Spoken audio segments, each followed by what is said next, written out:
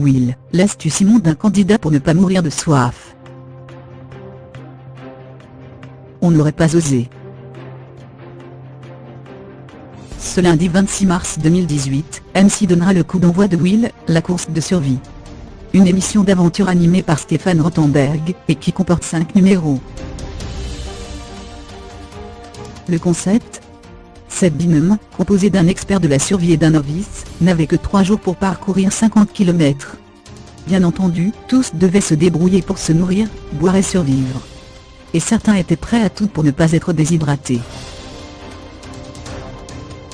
Adrien, un chasseur alpin de 31 ans, avait par exemple une technique peu ragoûtante pour ne pas mourir de soif, et serait une bouse d'éléphant encore fraîche pour en récolter le liquide marron, explique le Parisien du jour.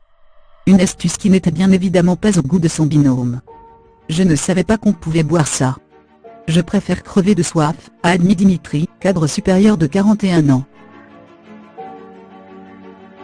Nicolas, ancien militaire de la Légion étrangère de 37 ans, a quant à lui assuré qu'il était prêt à tuer pour boire de l'eau.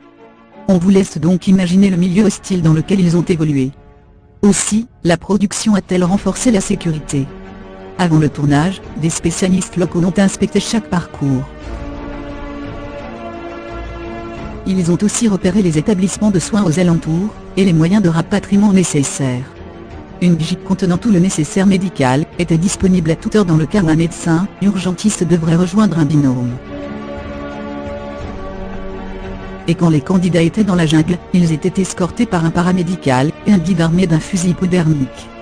Pour finir, tout était équipé d'un traceur GPS, afin de les géolocaliser à tout moment. Un dispositif qui n'était pas de trop, et Stéphane Rothenberg ne dira pas le contraire. L'animateur de 50 ans a admis avoir été piqué par une fourmi boula, ce qui lui avait valu une terrible douleur comparable à celle d'une balle fusil. Il n'a pas non plus caché que l'équipe avait parfois fait face à des situations complexes. Autour de notre campement, on avait parfois des lions. Quand on les entendait la nuit, il fallait éteindre le groupe électrogène et faire du bruit pour qu'ils fuient. On a tous eu la tourista, des piqûres de bestioles exotiques avec apparition de plaques, des démangeaisons de fièvre, a-t-il confié à France Dimanche.